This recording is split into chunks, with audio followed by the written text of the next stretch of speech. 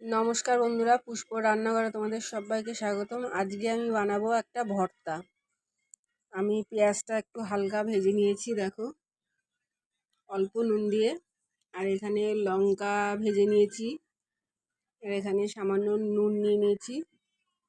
এবার আমি ভালো করে মেখে নেব। যার যার মুখে রুচি থাকবে না সেইভাবে এই ভর্তাটা করে খেয়ে দেখবে, মুখে রুচি অবশ্যই আসবে। আর খেতে তো খুব দারুণ লাগে। যারা ঝাল পছন্দ করো তারা অবশ্যই এইভাবে গরম ভাতের সঙ্গে খেয়ে দেখবে, একদম জাস্ট ফাটাফাটি। চলো দেখো কীভাবে আমি মাখছি।